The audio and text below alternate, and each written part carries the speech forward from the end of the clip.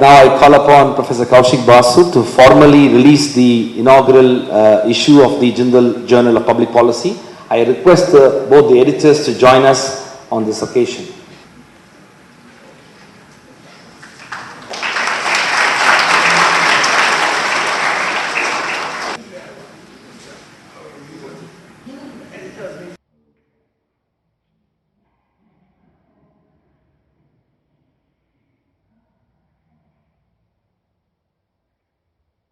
Dr. Rajkumar, friends, students, faculty, it's really a great pleasure for me to be here. I know for a lot of you, this is a special day, as I'm discovering that for several of your faculty, this is the first day in this job, first at least proper working day in this job. For me, this is the first day out of my job that I've been doing for quite some time. So this is indeed a very, very special day for me. What Raj just mentioned is indeed true, that when I worked on this commission for higher education, I made an argument which actually had to be a dissent note because there wasn't consensus on that for the university system and higher education system in India to take off, you need the state sector in a big way. But you also need the private sector in a big way. And I personally am in favor of both the for-profit private sector and non-profit private sector to play a role. You know, when it comes to for-profit private sector, there are some prominent examples in the United States. University of Phoenix is a for-profit private sector. So it's like a company being run. Someone's just making profits openly out of that. People will come and tell me that, look, I mean, the for-profit universities are never terribly good because the student quality is not good. But to me, given that a majority of students in a country will not be good students, to have a sector that absorbs this is a very, very useful social function. The best universities that we've seen actually around the world are a combination of state universities and not-for-profit private universities. And that's why I actually keep track, because of my interest in higher education, of universities and what's happening on the higher education front. And I feel that in India the scope for not-for-profit but private institutes and universities is immense. You look around and these are India's first years sort of finding its feet in this. And it's not always heartening what you see, but there was one particular university that I was watching for a while and I felt that this one is special, and this is actually the O.P. Jindal University. I knew very little about it, but when I got to see a couple of your journals from other disciplines, not the journal that was just inaugurated, it was immediately evident that this is a serious private university in serious academic business. And for me, this is extremely heartening. One more indicator. I feel India's architecturally, we are too conventional, whereas architectural creativity is an essential part of creativity.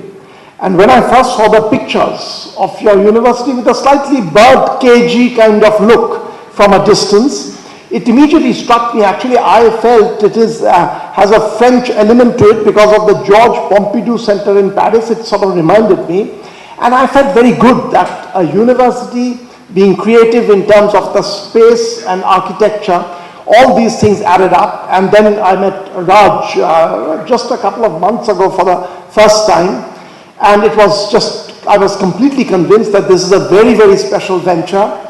And a lot of what can happen in India in the future really is tied up with this, and Raj's energy and academic interest, intellectual achievements, just phenomenal. I consider myself energetic and hardworking, but every time I interact with him, I feel I should take some energy pills to step up my level of activity and pace. When it comes to the faculty, this also I didn't know.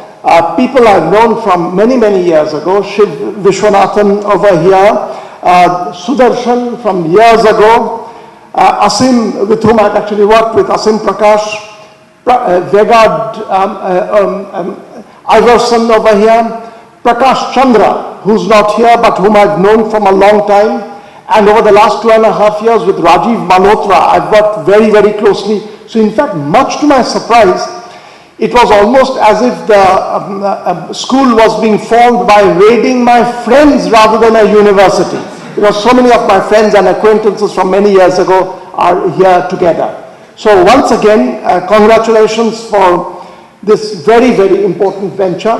Also public policy, I should tell you, I was there on the founding occasion of the Lee Kuan Yew School in Singapore. I was at the commencement ceremony over there. As a professor at Cornell, I had gone there. And I had felt that in emerging economies, especially an emerging economy like India, this is a very, very big lacuna, that we don't have a good public policy school because the interface between regular academic disciplines, sort of where you do research, and with public policy and strategic public policy is very weak in India. And the United States in particular, where I've actually lectured, I've given full courses both at the Kennedy School and at the Woodrow Wilson School, it was very evident that these places play an absolute critical role for the United States. And I'm once again glad, not just for your university, but particularly for the School of Government and Public Policy. Did I get that right? The order of that? Yeah, that has been set up and is starting out over here. And India's institutes, as that was Sudarshan, Raj was saying about presidency. Chennai. I can tell you that this is a bit of a general problem across India, because when he said Presidency College without naming the city, I thought he's going to talk about the other Presidency College, which also is a very, very visible drop from its remarkable status, the Presidency College, Calcutta. So India, which had a head start in terms of higher education and the university system, has not done well in this sector. And so it's not just the Chennai presidency, Calcutta presidency stands very similarly. It's now trying to revive. There's a lot of energy and effort being put into it, but it is high time. You know, I'm going to speak today about the larger domain of economics, public policy, social development. That's the interface that I want to talk about. But I want to tell you one important lesson that I take away from my 2.5 years, nearly 3 years in government. The importance of higher education. This is easy to not realize the importance of this. And as a professor, I did not appreciate the importance of this. John Maynard Keynes, the guru of my field, economics, in the last chapter of his famous book, The General Theory, has this very beautiful, Keynes was a writer. I mean, apart from being an economist, he wrote beautifully. There are these couple of lines where Keynes says that in the end, it's knowledge and ideas which drive a nation. Vested interests that we keep talking about. This is happening because of vested interests. This is not happening because of vested interests. Keynes said that those are important, but in the long run, the power of ideas way surpass the power of vested interests. As a professor, I used to think of these lines as lovely lines, but exactly what you would expect from a professor, because a professor has a vested interest in exactly that point of view, to push the importance of ideas. Having come into government and tried implementing new policies, I'm completely convinced that a much bigger stumbling block in getting new ideas into place, into getting good policies moving, is ideas rather than vested interests. Vested interests are there, but you can very often bulldoze over those vested interests. But when ideas get set and old-fashioned and fundamentalist, it's very difficult to bring about change. And that's where really the biggest, if India is going to have a great future, fiscal policy is important, monetary policy is important, but higher education, irreverential creativity. I mean, creativity is irreverential. You'll have to question everything that you're learning. You have to cast doubts on everything conventional view that is given to you. That is what needs to be nurtured. And actually, if you look back at history, the great civilizations that came up, economic success goes hand in hand with the space for ideas, space for universities or academies. I don't know the causal direction, but it does seem to me that unless this space for ideas, creativity is really the crux of it, is nurtured, a country would not do well even economically. So creativity is good in itself. I mean, even if you did not do well materially, just creativity is an excellent pursuit. But I feel actually even economic development is very, very closely linked with it. And just look at history, look at Greece. Alexander plundering the world, making money, becoming very, very wealthy for that region. But that is also the region of Socrates, that is the region of Plato, that is the region of Aristotle, and a couple of 100 years before that, it's the region of Pythagoras. People in the complete front line of ideas at that time, developing ideas, nurturing ideas. Come a little bit later to Alexandria, Cleopatra, big amounts of money and wealth being assembled. But Alexandria is also the city of Archimedes, the city of Euclid, people who are generating ideas. Come to Italy in the heydays, 15th century, early 16th century, Florence, with the Medicis minting money, I mean just flourishing business. But lots of people wouldn't even today even know of the Medicis. And indeed, the dominant figures of that time would be Machiavelli, generating ideas on public policy and governance. I mean, he was the guru of that. There was Da Vinci, Michelangelo, creativity in art is flourishing. If you think of Britain in its heydays, it's a global power, global powerful economy, but it's also the seat of high learning. Oxford, Cambridge, a whole bunch of universities flourishing and generating ideas.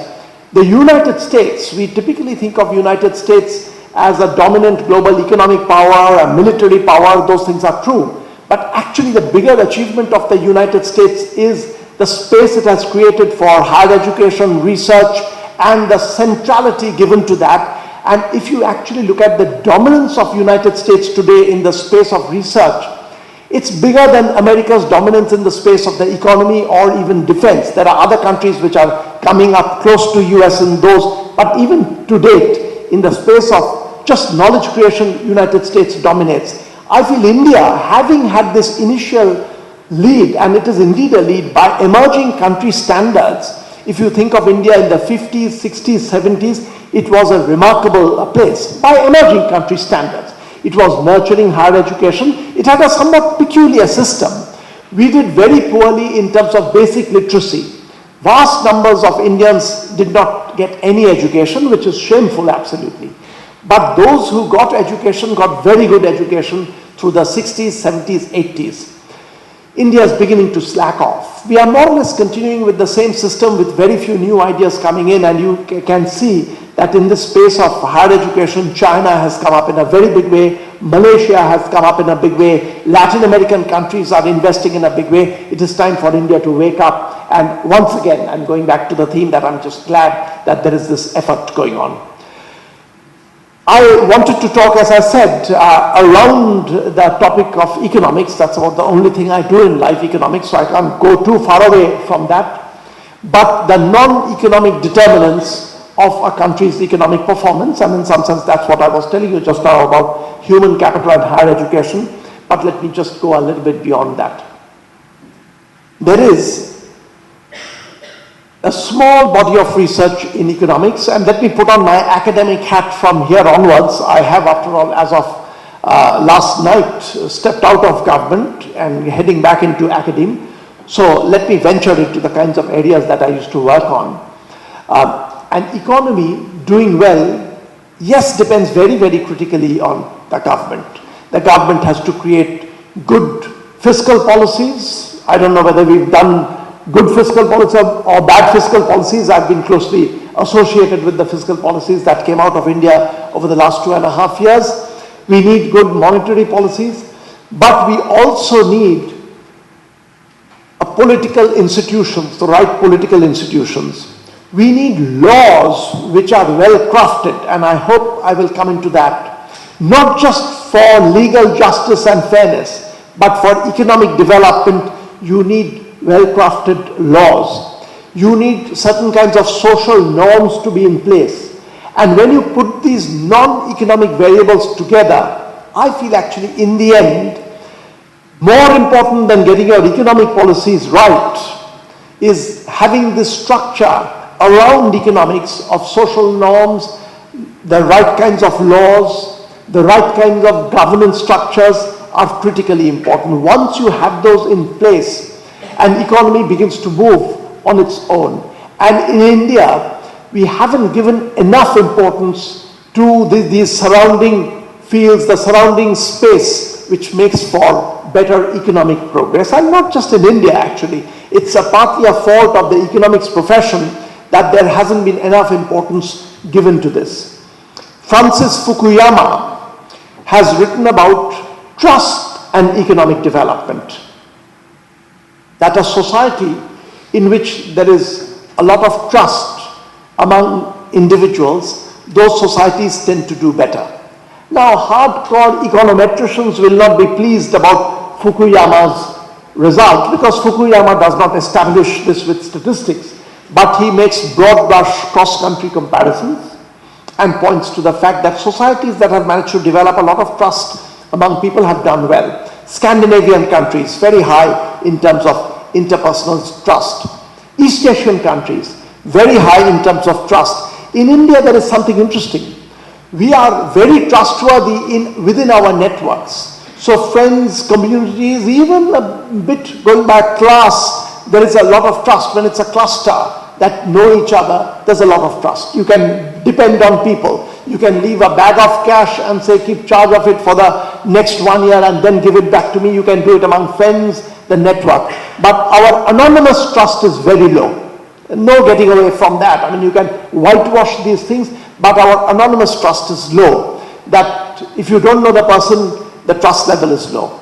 Fortunately, to discuss these is not politically incorrect because of my own personal belief that there is absolutely nothing which is hardwired in a society or a nation for this to be inherently a part of that society. There are many of these cultural norms which change with the incentives changing, the atmosphere changing, they begin to change. And I've got with me these documents describing Japan 100 years ago. And if you black out the word Japan and any reference to Japan, these are Europeans describing Japanese society. If you read that, you will think of that as India, and I have a remark on India, is about unpunctuality. That's describing Japanese unpunctuality as shockingly high. No one is turning up on time, nothing seems to begin on time. This is Japan. Japan would change dramatically. And Japan is arguably today's most punctual society. In fact, I believe Japan is overdoing it a little bit. It's probably hurting itself through hyper-punctuality. It needs to backtrack a little bit. But it is the most punctual society. Somewhere along the line, along the time, it changed. South Korea. There are South and North Korea. There are descriptions of Korea in the 1950s. British visitors, American visitors, talking about how lazy these people are. They don't work at all. These are Koreans.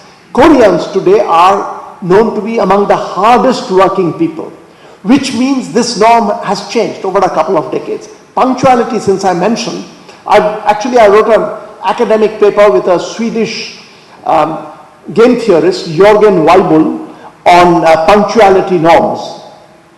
It was a delight working on this because we found that there is very little written by economists on this. There was a lot written by sociologists, social psychologists, and basically what we were getting is a lot of this was cross-country information, and Jörgen Weibull and I found, which is no surprise at all, that Latin American societies are very unpunctual, North American societies are very punctual, and my co-author Jörgen Weibull indeed comes from a very, very punctual society, Sweden, and I come from a, to put it a bit gently, less punctual society, India. But when we were doing this paper, we were arguing that there is nothing inherent about this norm. These things begin to change once the incentives change in a society. And the first wake-up call I got on this was from just a personal incident which told me how these things can change once the environment changes.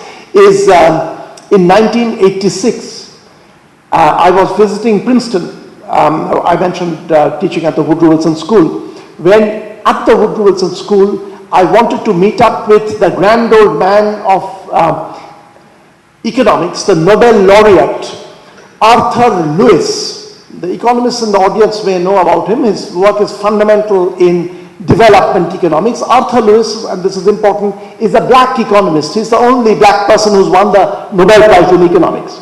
I went to meet Arthur Lewis, grand old man. I set up an appointment because I had read his books as a student in Delhi University.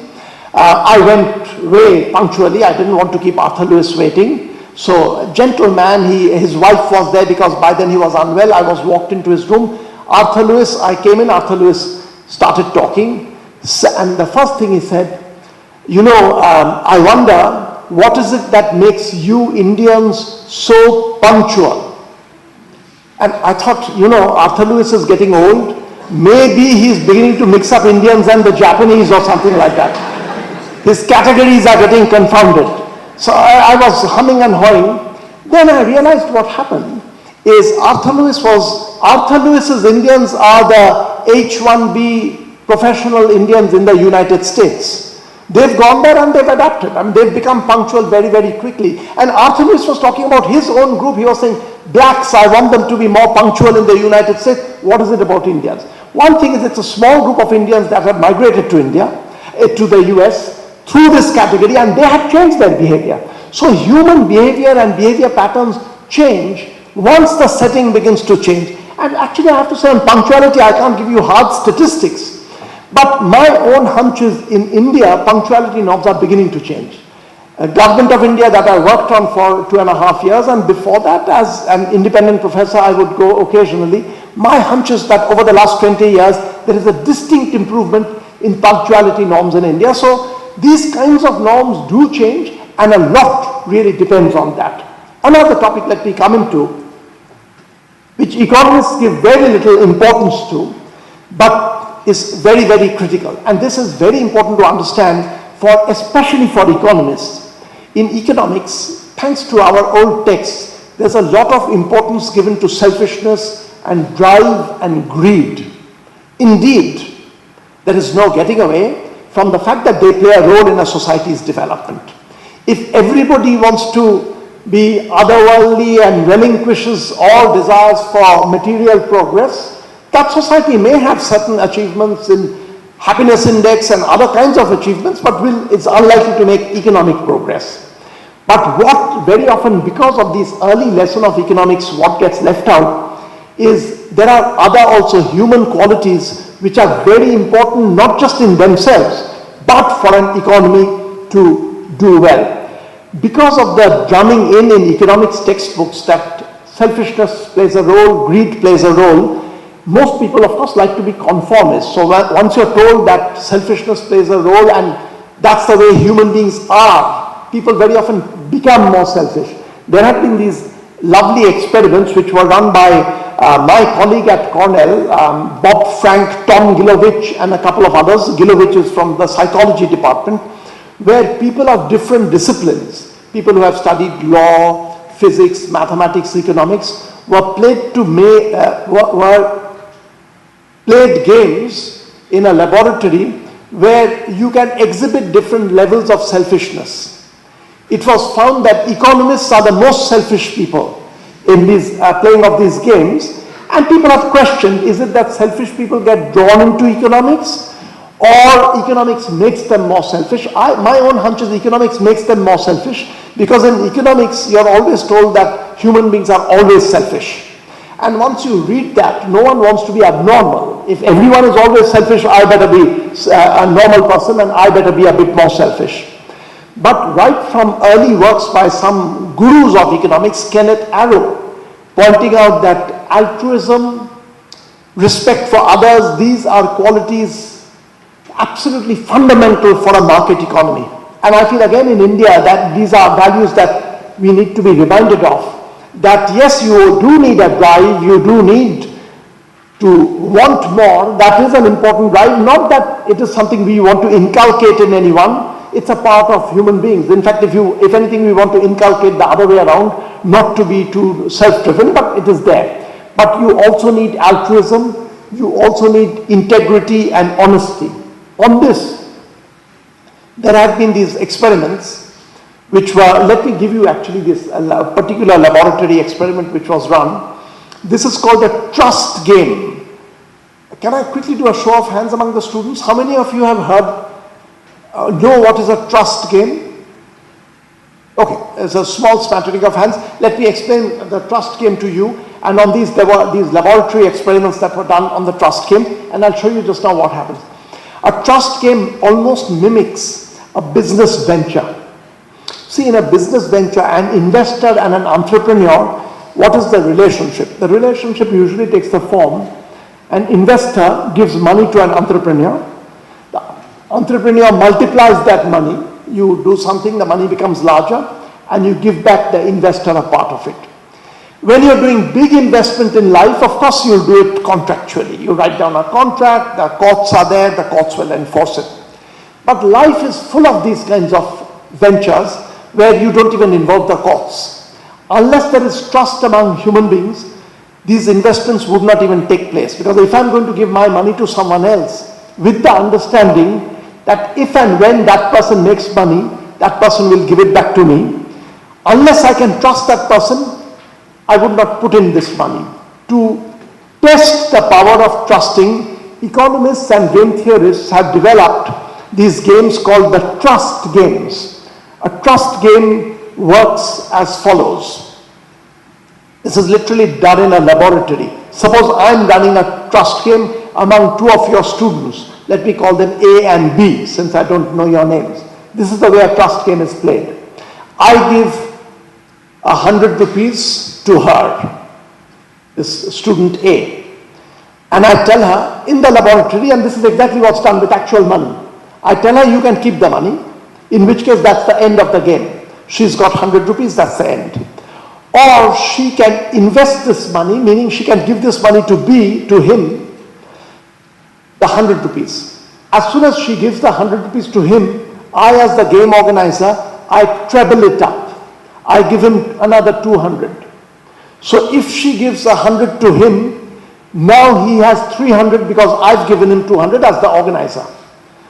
So the act of her investing money in him makes the cake become 3 times as large. It is now 300 in his pocket. He is now asked to make a move. He can give back some part or nothing of this money to her. It's his choice. Whatever he does, that's the end of the game. Is the game clear? It's a 2-move game. 100 rupees first, I don't count my moves as moves. Those are not moves. As the organizer, I give her 100 rupees. She can now keep it or give part or the whole amount to him. Whatever she gives him, that gets trebled up. Then it's for him to keep a part of it or give it back to her. See, if there is trust in a society, then he will realize that if she did not trust him with the money, he would get nothing.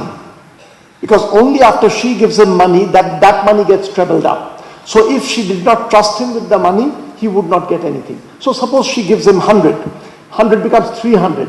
At one level, he owes something back to her. Otherwise, he would get nothing. In a good society, he would give back a big chunk of that, maybe 150 back to her. So it was worthwhile for her to give the 100 to him because she gets back 150. These games have been played in laboratories around the world. Very important tests were done in United States, and also a bunch of tests were done in Israel. And there are journal papers now with fascinating results. In a society in which there is a lot of trust, do you see that the cake is going to become large? Because in a fully trusting society, the implicit understanding between the two of them will be as follows. She gets the 100, gives the entire 100 over to him, that becomes 300. He gives back 150, 140 to her. They both got roughly 150 each. In a society with no trust, what would happen? Say, take a completely selfish society. A society which is the way textbook economics tells you human beings are. Every penny you try to keep for yourself with nothing for the other person. Tell me now, in this, I'm taking you through a very standard game theoretic reasoning to see what will happen in this game. This is the way you always analyze these in game theory. You always start with the second player. In game theory, we analyze outcomes by doing backward reasoning. Do a little bit of backward reasoning with me. Suppose she gives any money to him, 50 rupees, which will then become 150 because I'll treble it up. Or she gives 100, it becomes 300. What will he do in the second period when he's being asked, you can give back some, not give back some, it's up to you. If he is completely selfish, tell me what is the right thing for him to do in this second period? Absolutely obvious. That's the end of the game. Whatever he has, he tucks it into his pocket saying, bad luck. You trusted me, but I won't give you anything. So if he's completely selfish and rational, he'll keep the whole thing in his pocket because there's no reason for goodwill with her anymore. The game is over. He walks away. She, if she knows that he's completely rational and selfish, what will she do when I give her the 100 rupees? How much will she give to him? Do you see? She'll give nothing because she knows that he, being rational and selfish, will keep whatever she gives him, he will keep the trebled up amount, so she will give nothing. So in a world which the economists talk about in textbooks, she will give nothing, she will keep the 100 rupees, the economy will be, the two-person economy will be poor with only 100 rupees among them, it won't have 300 rupees. But if they were a trusting society, they would have 300 rupees. A group that has somehow managed to inculcate trust among themselves tend to do better because they can cut deals of this kind. This is what Fukuyama, without going into game theory, was saying, that societies which can trust one another, they can cut many more deals, transactions, businesses, because you can rely on the other side. And those societies begin to flourish. Since Descartes is here, I remember once in Norway, in Bergen, going to a music concert as I was going in with a friend of mine. Outside in an unprotected area, we were asked to put down our bags. We were not allowed to carry our bags into the music program. And you know, hanging a bag outside loaded with stuff, you pretty much give up any hopes of seeing that bag once again. So I hung it up over there, and I remember I sat through that music program, slightly disturbed mind, not expecting it to be there. But I came back and it was, of course, right there. I picked it up, came back. The whole costly process of someone monitoring, giving you tickets or putting them in lockers, you can do away with because there is that trust.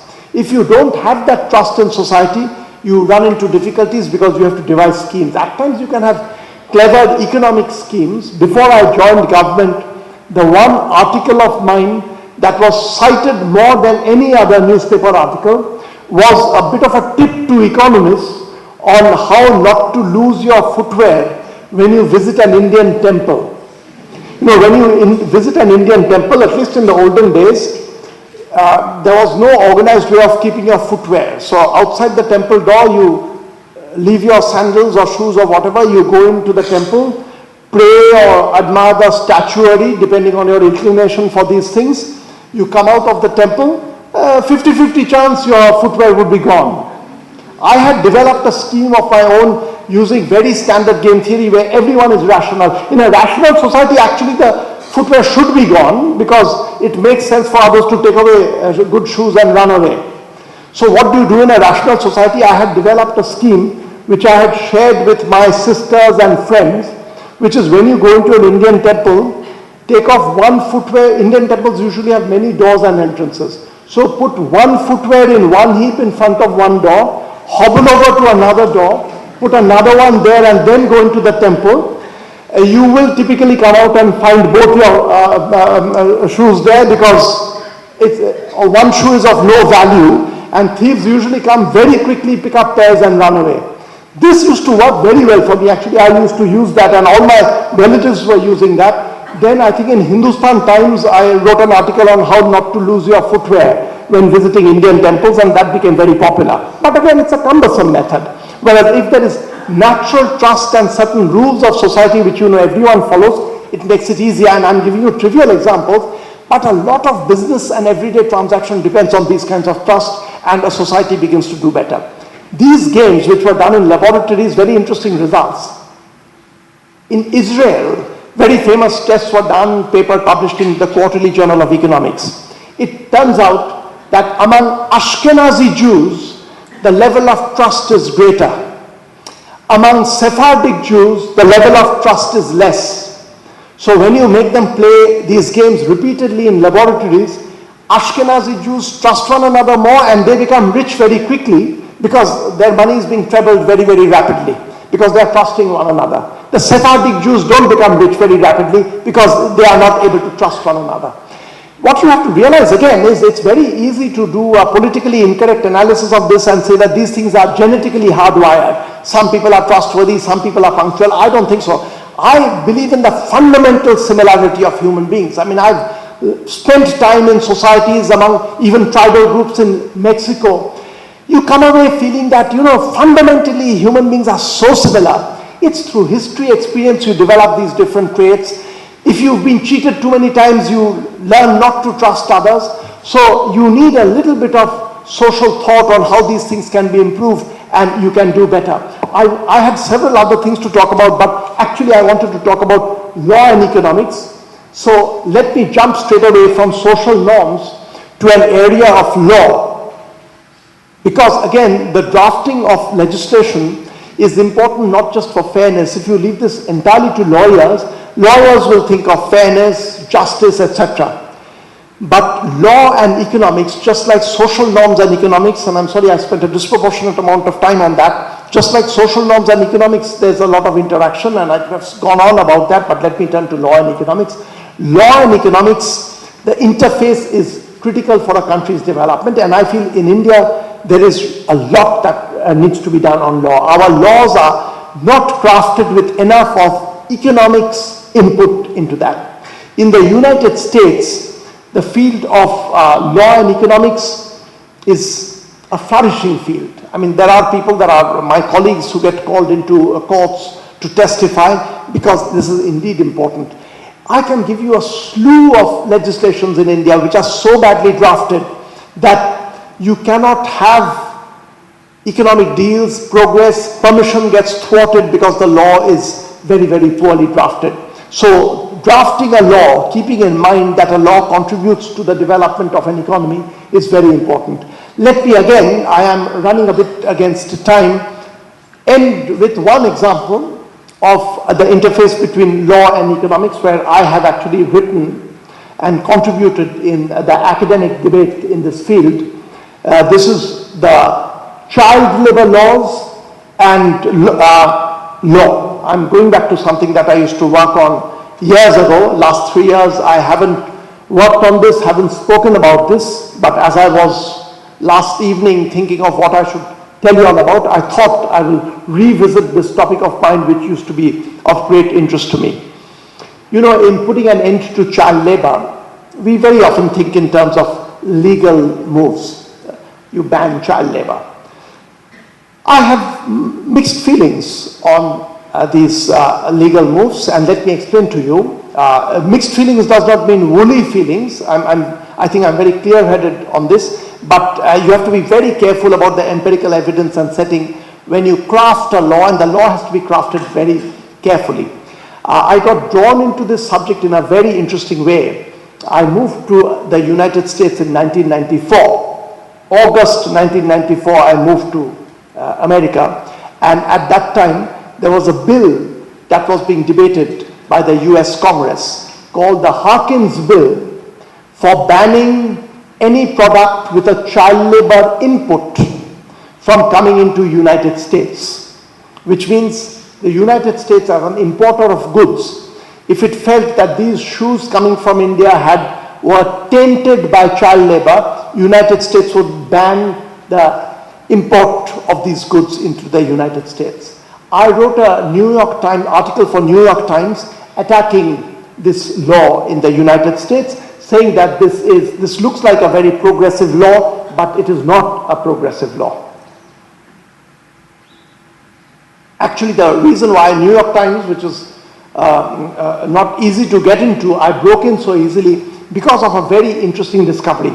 This bill, the American bill against child labor tainted products, had been in public space for a long time. The bill that was being debated in Congress was a very clean bill.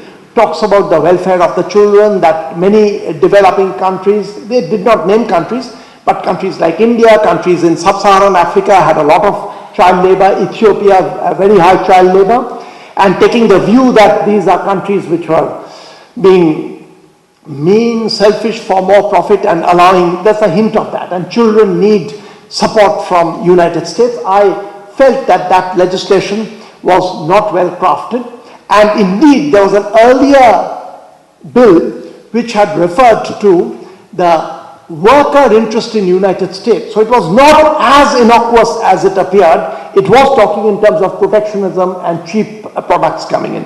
But my argument there was, and I got a lot of support and a lot of criticism. I said that, look, child labor happens for two reasons. Entrepreneurial greed, very cheap labor, you want to make more profits, you employ them. But there is another reason.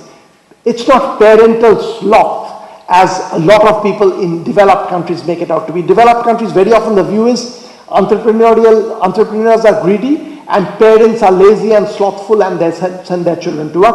I contested the second assumption. I said that yes, entrepreneurs may be greedy and doing that, very likely that is a factor.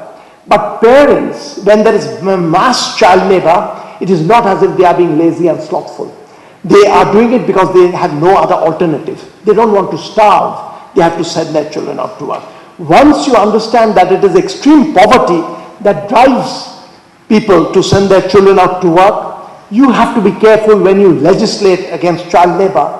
If you don't do anything about poverty and just legislate against child labor, you may be pushing the children from labor into starvation, and you have to be careful about that. I think even today that the warning bell is absolutely important. I do believe, though, India today is at in a situation where it should be banned. India is in a position to be able to take on, but there is one intricate argument involving law and economics here I want to bring in, and I will close with that. I've actually published in law journals and economics journals on this particular topic. There is a situation where the banning of child labor is worthwhile, and this involves a little bit of economic analysis being intertwined with law. See, if you do buy my axiom that parents, when they send their children to work, barring some rare cases of abusive parents, it is desperation. You're very poor, you have no alternative, you send your children to work. Which would immediately mean that if adult wages were higher, then child labor would go down automatically. You would not need the law very much to banish child labor if adult wages began to rise. In the United States, there is a law against child labor. But even if that law was revoked today, and it was said that parents can send their children to labor, there may be a minuscule increase in child labor, but nothing more than that. No one will even think of sending their children to labor for that reason. So it depends a lot on wages. Now, see the following. If you ban child labor in a society and impose it properly, so you have a new bill which says no children can work, all these children will be withdrawn from the labor force. Can you tell me, by using a little bit of intuitive economic reasoning, what will happen to adult wages if all child labor gets withdrawn from the labor force? I know in Ethiopia, I'm giving you a slightly dated figure, 42% of the children work as laborers. In India, the figure used to be 12% or so. I'm assuming by now it will be less, but work as laborers. If you have a law that withdraws, so that this labor is withdrawn, what will happen to adult wages? Adult wages will go up because entrepreneurs will now be forced to compete to hire the adults. If those adult wages go up sufficiently, do you see that you will at one level not need the law, anti-child labor law anymore, because if the adult wages rise sufficiently, it will not be in the parents' interest to send their children out to work anymore. So over here, the law plays a very interesting role.